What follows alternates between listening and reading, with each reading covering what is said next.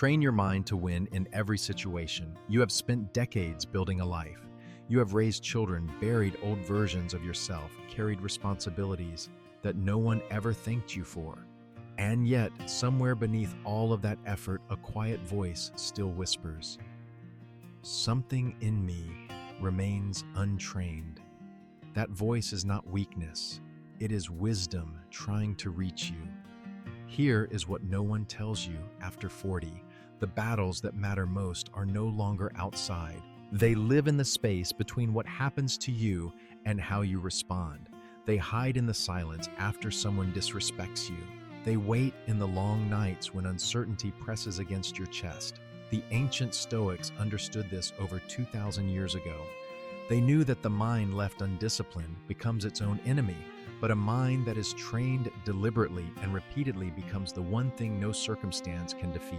This video is built around a single powerful idea: how to train your mind to win in every situation.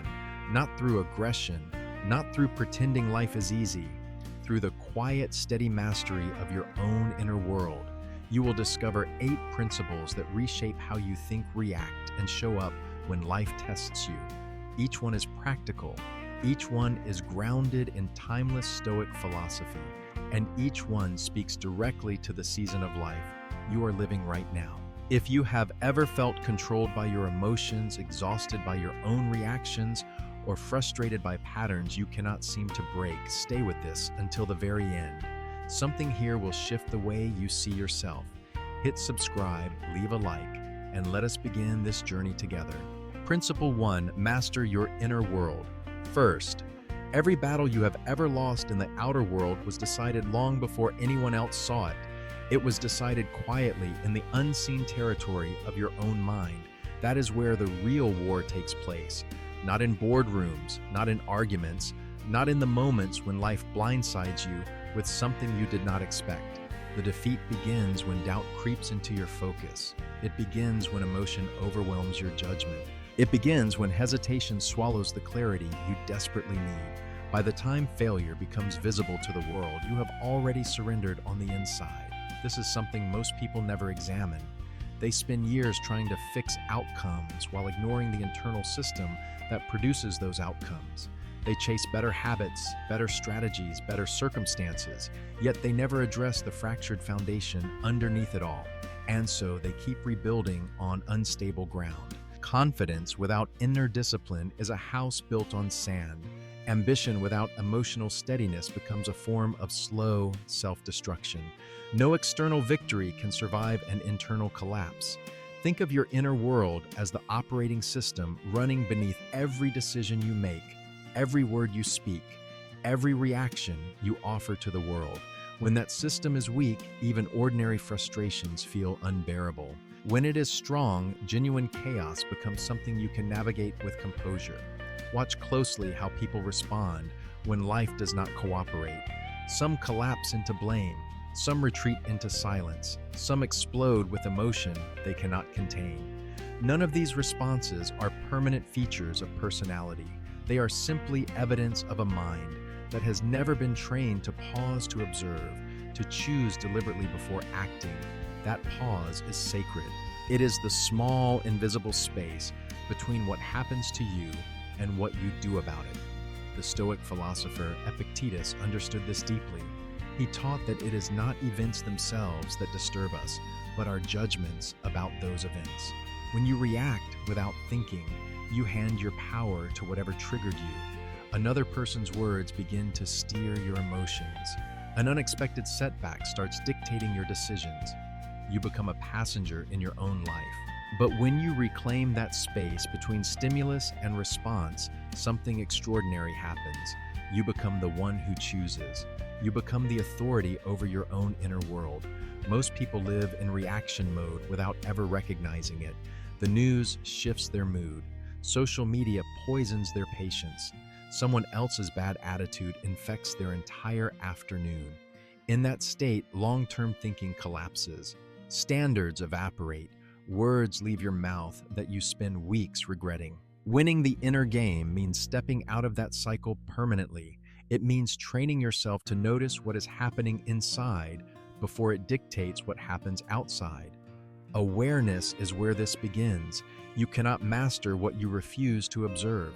Notice the tension rising in your chest when pressure arrives. Notice when your thoughts race ahead into catastrophe. Notice when your mind reaches for comfort instead of growth. This noticing is not weakness. It is the very first act of genuine discipline. Once you see clearly, you gain the power to interrupt old patterns and replace impulsive reactions with deliberate responses. The trained mind understands a truth that changes everything. Every situation contains two distinct elements: the event itself, which you often cannot control, and your response, which always belongs to you. When you confuse those two, when you say things like, "He made me angry," or "That situation ruined my day," you are quietly giving your strength away. Nothing external forces your reaction. You react because the inner game has not yet been mastered. Build your standards and hold them regardless of mood. Decide that you will not raise your voice simply to feel powerful. Decide that you will not rush important choices just to escape discomfort. These personal rules may feel rigid at first, but they become the architecture of genuine freedom. Freedom from regret, freedom from emotional chaos, freedom from battles that were never worth fighting. Not every provocation deserves your energy. Not every disagreement requires your participation. A trained mind is selective, patient, and grounded.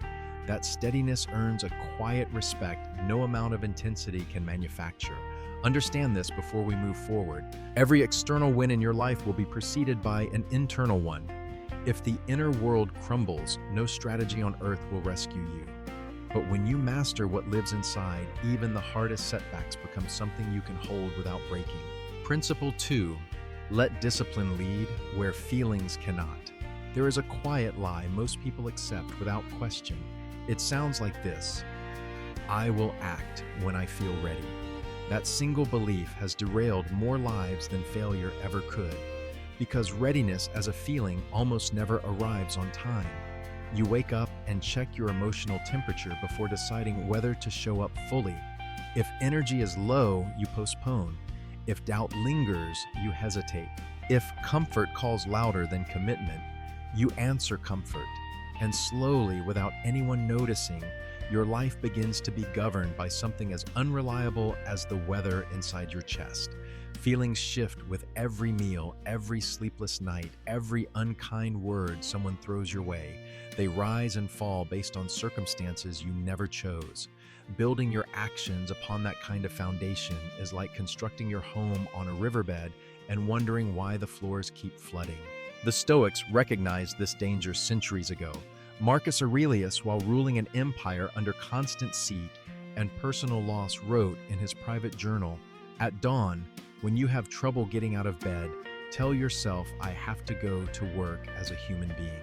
He did not wait to feel inspired. He did not consult his mood. He reminded himself of his duty, and then he moved.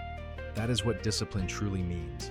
Not punishment, not grinding yourself into dust. Discipline is the decision to remove negotiation from moments where negotiation only weakens you. An untrained mind bargains endlessly. It whispers, "Tomorrow will be better," or "I need to feel motivated first." Those whispers sound reasonable, yet each time you obey them, you teach yourself that comfort holds more authority than your word. Once comfort sits on the throne, your standards quietly dissolve. Here is a truth worth carrying with you. Feelings are information, never instruction. They reveal what is stirring inside, but they hold no wisdom about what you should do next. Separating emotion from execution is one of the most powerful skills you will ever develop. You can feel resistance and still move forward. You can feel exhaustion and still honor your commitment. You can feel uncertainty and still act with purpose. This is not numbness. This is the disciplined refusal to let temporary states dictate permanent direction. Think about how much energy you lose each day simply debating with yourself. Should I or shouldn't I? Do I feel like it or don't I? That internal argument drains more vitality than the actual task ever would. Discipline ends that debate. Instead of asking, "Do I feel like doing this?" You learn to ask a far more grounding question: does this align with who I have decided to be? When identity leads, hesitation fades. When standards replace moods as the compass, life becomes less chaotic. Not easier, but remarkably clearer. Self-trust grows from this clarity. Every time you follow through despite resistance, you deposit something valuable into your own credibility. Over weeks and months, those deposits compound. You stop needing reassurance from others because you have proven something to yourself through action. This is why people with genuine discipline carry a certain quiet confidence. They are not wondering who they will be today. That question was already settled. Pressure reveals the depth of this training. When stress amplifies every emotion and fatigue strips away your patience, you do not rise to the level of your hopes, you fall to the level of your practiced discipline. If that foundation is solid, pressure sharpens you. If it is hollow, pressure shatters the illusion. At first, choosing discipline over feeling will provoke inner revolt. Your mind will dramatize discomfort. It will magnify fatigue. It will craft perfectly logical excuses. Expect this, welcome it even. That resistance is simply the old pattern recognizing it is losing control. You do not need to fight the feeling. You only need to refuse its command. Acknowledge it, let it exist, and then do what your standards require anyway. Over time, something remarkable shifts. The resistance loses volume. The debate shortens to a whisper. Action begins to feel less like a battle and more like breathing. Steady people outlast intense ones. They do not spike with a passion and crash into burnout. They simply keep moving day after day, building a momentum that eventually becomes unstoppable. That consistency forges identity. And once your identity says, I am someone who shows up regardless, the question of feelings becomes almost irrelevant. You stop chasing motivation and start asking the only question that matters: what needs to be done right now. Principle 3. Cultivate stillness when life pushes hardest. No one escapes pressure. It visits the executive in the corner office and the parent sitting alone at the kitchen table after midnight. It finds you in hospital waiting rooms, in conversations that turn hostile without warning, in seasons where everything you built seems to tremble. Pressure does not discriminate. But here is what most people misunderstand about it. Pressure does not create your weakness. It simply pulls back the curtain on whatever has been living inside you all along. The level of training you have done becomes visible the moment life turns up the heat. Most people treat calmness as though it were a genetic gift. Either you were born with steady nerves or you were not. That belief is comforting because it removes responsibility, but it is also deeply false. Calmness is a practiced skill, no different from learning to speak a second language or mastering a craft with your hands. It can be built, refined, and strengthened through deliberate repetition. Seneca, who faced exile, political treachery, and the constant threat of death under a volatile emperor, understood this well. He wrote that we suffer more in imagination than in reality. The mind left untrained magnifies every threat. It turns discomfort into catastrophe and uncertainty into terror. But a mind that has been trained to observe rather than inflate can hold pressure without cracking.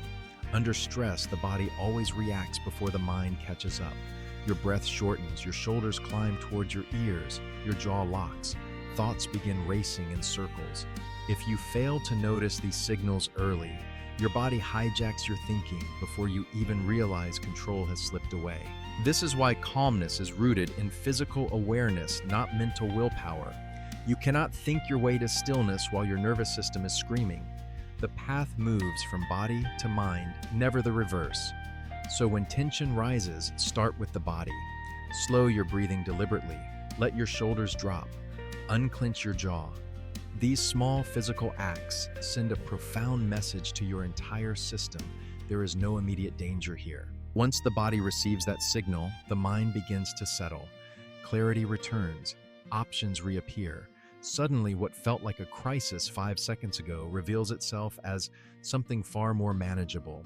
This is what separates those who navigate pressure from those who are consumed by it. The untrained mind tries to push through stress with brute force.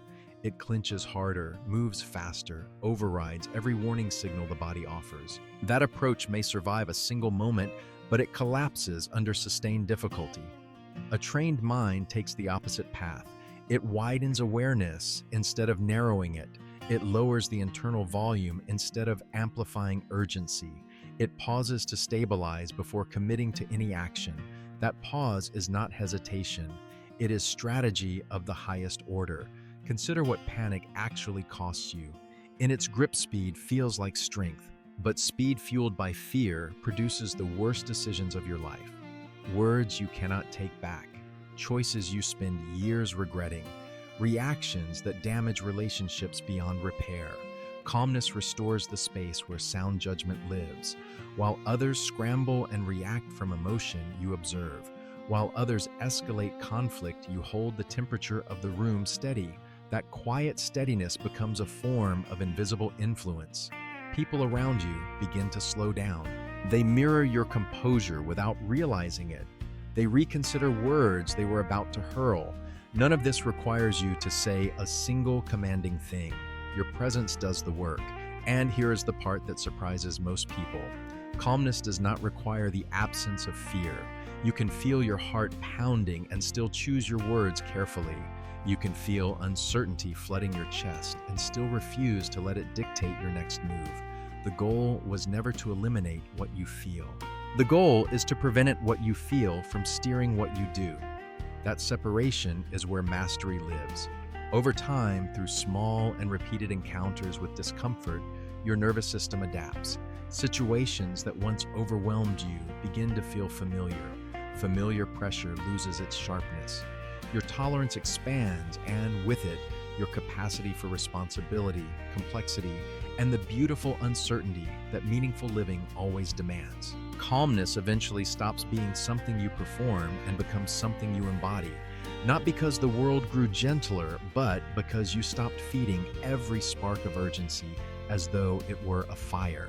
Principle 4. Own your responses before they own you. What if the greatest power you possess has nothing to do with what you say and everything to do with what you choose not to say?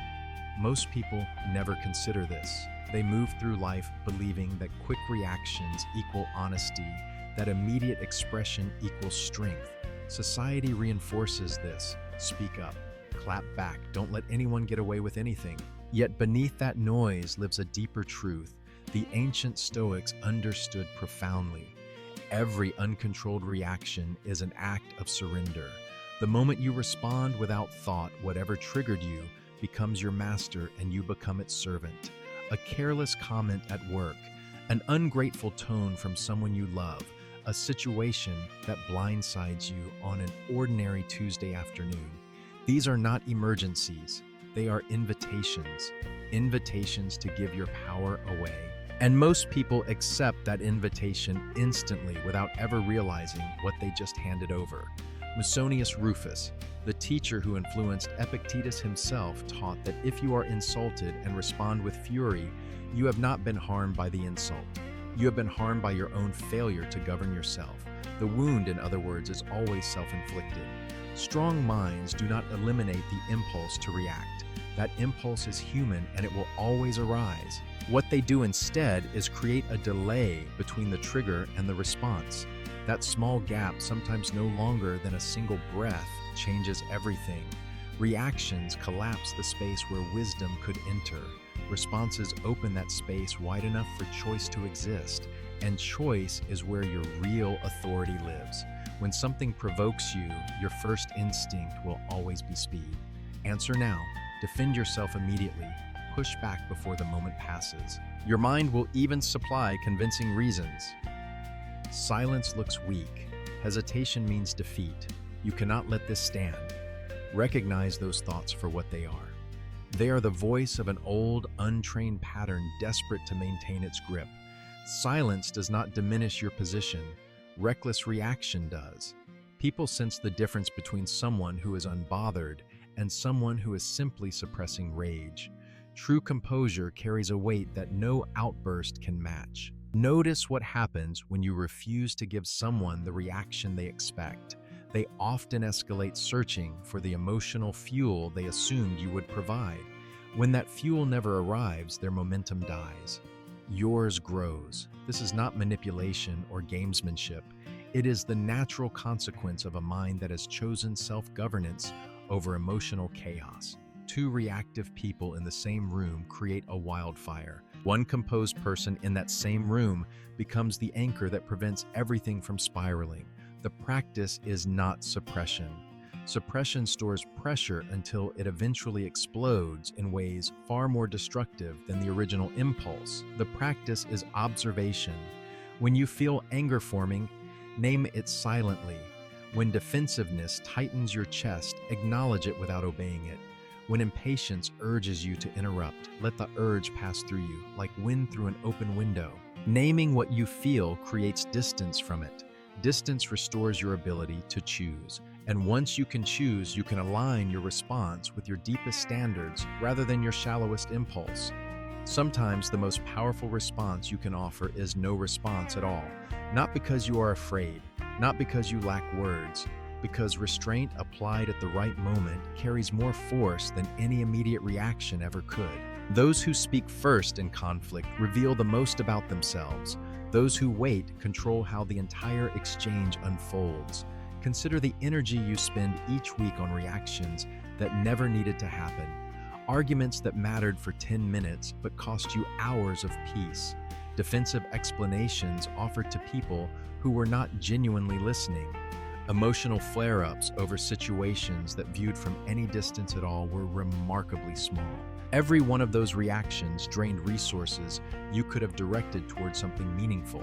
Over time, as you practice this, consistently restraint stops feeling like effort and begins to feel like identity. You become someone who is difficult to rattle, difficult to rush, difficult to pull off course. In a world overflowing with noise and provocation, that steadiness becomes one of the rarest and most valuable qualities you can carry. Principle 5. Forge the strength to stay when everything says leave. Somewhere along the way, the world convinced you that strength looks like intensity. The loud push, the dramatic sprint, the heroic burst of willpower that makes for a good story. But those who have lived long enough know something different. Real strength is not about how hard you can push in a single moment. It is about whether you can remain standing when the moment stretches into weeks, months, and years without applause, without visible progress, without anyone noticing that you are still there. Mental endurance is the quiet architecture beneath every meaningful achievement you will ever build. It is what holds you in place when motivation dissolves, when results refuse to show themselves, and when the effort begins to feel like pouring water into sand. This is precisely where most people walk away, not because continuing is impossible, but because continuing is no longer comfortable. The untrained mind reads discomfort as a warning signal. It whispers, "This path is wrong. This burden is too heavy. You were not designed for this." Those whispers feel wise, but they are nothing more than resistance dressed in reasonable clothing. Resistance arrives every single time growth begins. If you obey it each time it speaks, you train yourself to retreat at the exact threshold where transformation lives. Endurance is built by staying just beyond that threshold, not recklessly, not through self-punishment, but through the quiet refusal to abandon effort simply because it stopped feeling pleasant.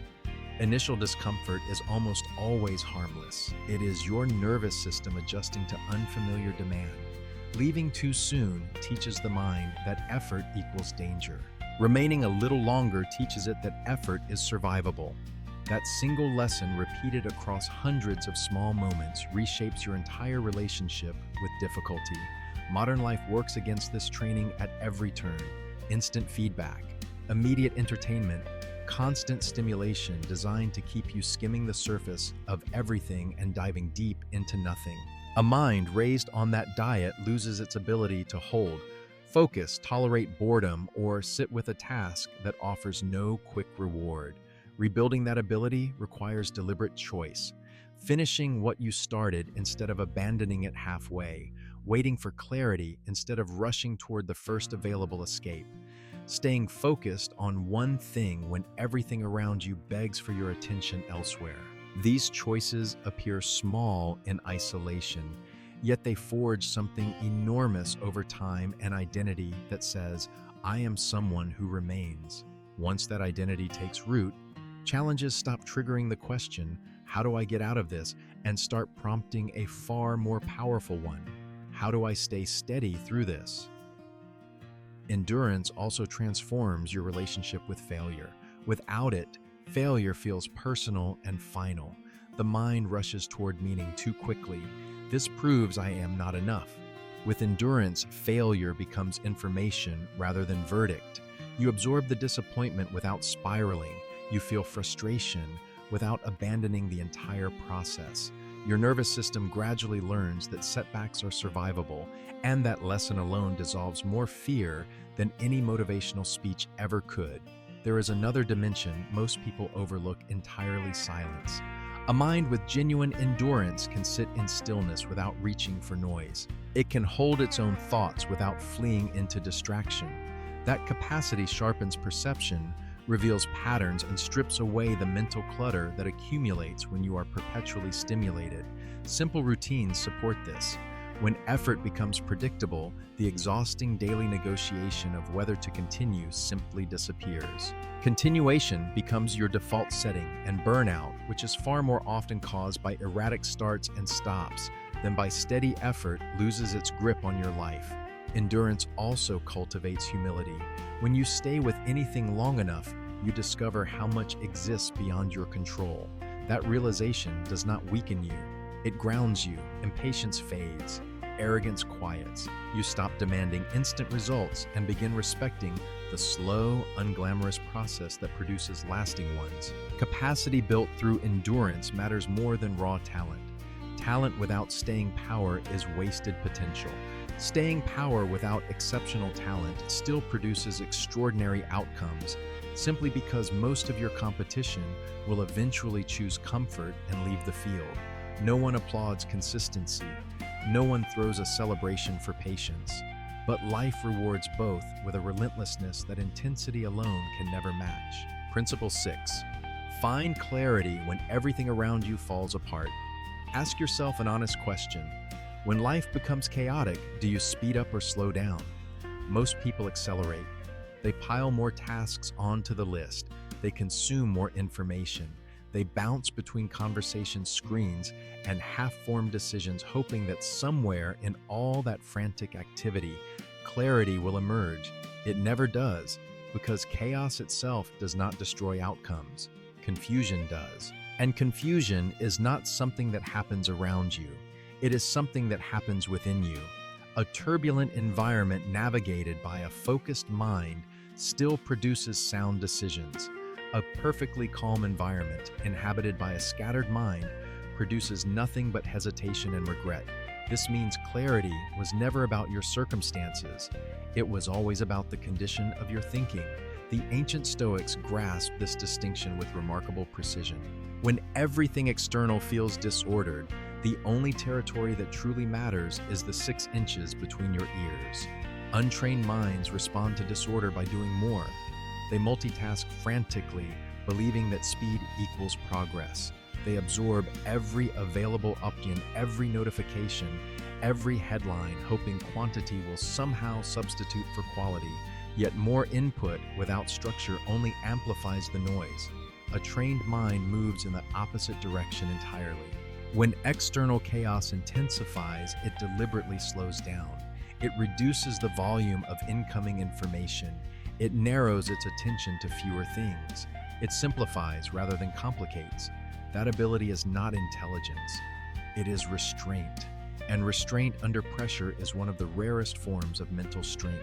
Chaos manufactures a dangerous illusion, the feeling that everything is equally urgent.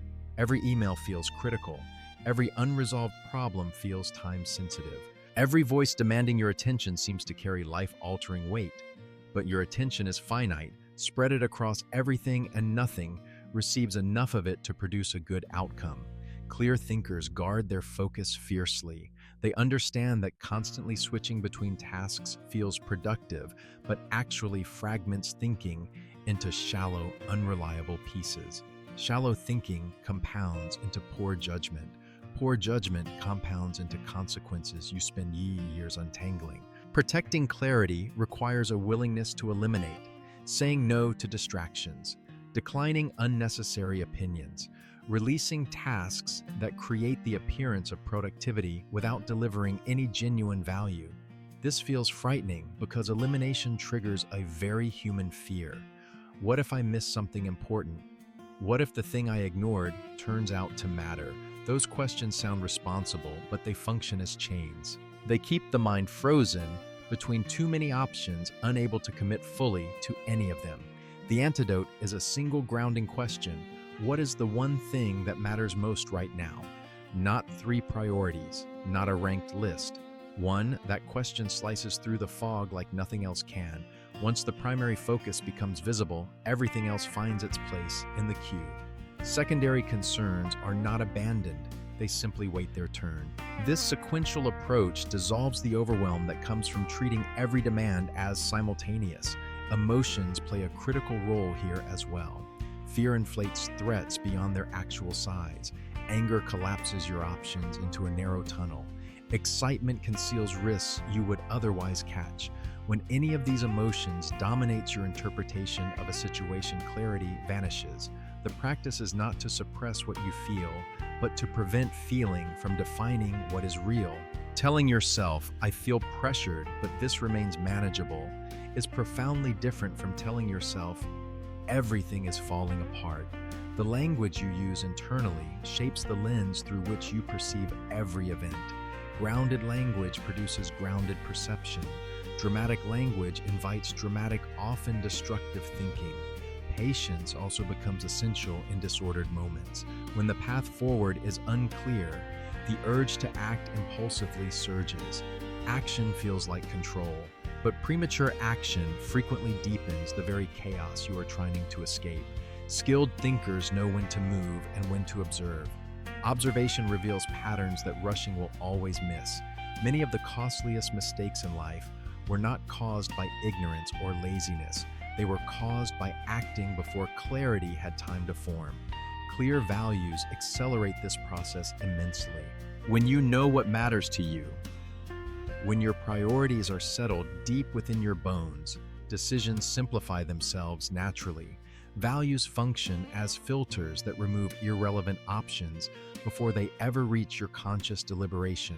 Without those filters, everything carries equal weight and the mind buckles under the load. With them, choices narrow swiftly and chaos loses the power it once held over you. Over time, this training becomes instinctive. You recognize disorder earlier. You respond with greater deliberation. Others around you may still feel overwhelmed, but you move through the same storm with a steadiness that comes not from knowing more, but from thinking with far greater precision. Principle 7. Reshape the voice that governs your mind. Right now, as you absorb these words, a voice inside your head is commenting on them. It is judging, questioning, agreeing, resisting. That voice has been with you for decades, narrating every triumph and every failure, predicting outcomes before they arrive, interpreting the world before you have time to see it clearly. And here is the unsettling truth most people never confront: that voice is not necessarily honest. It is simply familiar. Familiarity has been masquerading as truth your entire life. Your self-talk is not passive observation. It is active instruction. It directs your nervous system toward tension or ease. It points your focus toward threat or possibility. It shapes your behavior before any conscious decision enters the picture. When that inner voice speaks in absolutes, saying things like, I always fail at this, or nothing ever works out for me, it does not describe reality, it constructs one. And then, your actions obediently follow the blueprint it has drawn. Training this voice has nothing to do with positivity. It has everything to do with precision. The untrained inner narrator exaggerates, dramatizes, and generalizes. It turns a single setback into a life sentence. A trained inner voice operates differently. It replaces "this is impossible" with "this is complex, so break it down." It exchanges "I cannot handle this" for "focus on the next requirement." Those shifts sound minor when written on a page. Lived in real time under genuine pressure, they alter the entire trajectory of your response. Most of the phrases running through your mind were never chosen by you. They were inherited from parents, absorbed from early failures, adopted from environments that shaped you long before you had the awareness to question them. They persist not because they are accurate, but because they have been repeated so often that they feel like identity. Breaking that cycle begins with noticing tone before content. Is your inner voice harsh? Impatient, defeated tone determines emotional direction before a single word of substance is processed. A trained mind speaks to itself with neutral firmness, not cruelty, not hollow encouragement. Clarity after a setback. Instead of spiraling into "what is wrong with me?" it asks, "what specifically failed and what can be adjusted?" Those questions generate learning. The old questions generated only shame, and shame has never once produced forward movement. Consistency matters deeply here. If your inner voice encourages you on good days and destroys you on difficult ones, the instability becomes its own form of suffering. A reliable internal voice sounds the same regardless of circumstance. That consistency builds a trust within yourself that no external validation can replicate. Over time, through deliberate repetition, precision replaces drama as your default language. Pressure stops triggering panic and starts triggering instruction. The world around you may remain loud and uncertain, but internally you become directed, grounded, and remarkably clear. Principle 8: be present, regardless of circumstance. The world is filled with talented people who vanished. They had the ability, the vision, the initial fire. And then, one morning, the motivation dried up, the progress stalled, the effort stopped feeling rewarding, and they quietly slipped away. Nobody noticed their departure because disappearance rarely makes a sound. It simply leaves an empty space where potential used to live. The rarest quality you can cultivate is not brilliance or creativity or charm. It is the willingness to keep appearing when every emotion inside you begs for permission to stop. Showing up sounds deceptively simple. In practice, it demands something most people are unwilling to give: action without emotional approval. You move not because you feel inspired, but because your standards require movement. You continue not because someone promised results, but because continuation is who you have become. Untrained minds wait endlessly for the perfect alignment of mood, clarity, and confidence before they act. Those conditions rarely converge on schedule. A trained mind operates on a different agreement entirely. It follows commitment rather than feeling. Schedule replaces mood as the governing authority, and that single shift changes the entire shape of a life. Every time you honor your word to yourself despite resistance, you deposit something irreplaceable into your own foundation: self-trust. Without that trust, confidence crumbles the moment pressure arrives. With it, you act with a quiet decisiveness that does not require certainty, only commitment. Most people demand guarantees before investing effort. They want to see proof that the path leads somewhere worthy before they take the first step. But life has never operated on those terms. Progress rewards those who participate consistently, not those who wait for assurance that will never come. Small efforts repeated without interruption create a momentum that eventually carries more force than any single burst of intensity. Stopping shatters that rhythm. Restarting costs far more energy than simply continuing ever would. This is why protecting continuity matters more than chasing perfection. You do not need flawless execution, you need repeated presence. When presence becomes routine, resistance gradually loses its voice. Action stops feeling like a negotiation and starts feeling like breathing. Boredom will test you here. It arrives the moment novelty fades, and most people misread it as a signal that the path has gone cold. The trained mind recognizes boredom as an invitation into depth. Surface distractions have cleared. What remains is the work itself, stripped of glamour, waiting to reveal its deeper layers to anyone patient enough to stay. Those who leave when excitement disappears remain permanently on the surface of their own potential. Those who remain discover what mastery actually feels like. Over time, this consistency forges something far more durable than motivation ever could: identity. You become someone for whom absence feels unnatural. Quitting feels foreign to your character. That identity compounds silently across months and years until it produces outcomes that appear sudden to everyone who was not watching the quiet, unglamorous process behind them. From the outside, people call it overnight success. From the inside, it feels like the inevitable result of simply refusing to disappear. You cannot govern every situation life presents. You cannot dictate every outcome. But whether you show up today, tomorrow, and the day after remains entirely within your hands. And those who keep appearing long after others have walked away eventually find themselves standing in places that talent alone could never reach. You have stayed until the end, and that alone says something meaningful about the kind of person you are becoming. These 8 principles are not ideas to admire from a distance. They are tools forged across thousands of years of Stoic wisdom waiting to be picked up and used in the very next difficult moment your life presents. Mastering your inner world, letting discipline lead, cultivating stillness under pressure, owning your responses, building the endurance to stay, finding clarity in disorder, reshaping the voice inside your head, and showing up when everything in you wants to quit. None of this requires perfection. All of it requires practice. The real training begins the moment you close this video and step back into your life. The next frustration, the next setback, the next wave of doubt, those are not obstacles. They are your training ground. Meet them differently this time. Pause before you react. Choose before you speak. Stay when your old self would have walked away. If something in this video shifted the way you see yourself, leave a comment and tell me which principle hit you the hardest. Share this with someone who is going through a difficult season and could use these words right now. And if you have not yet subscribed, join this community so we can continue walking this path together. Thank you for your time, your attention, and your willingness to grow.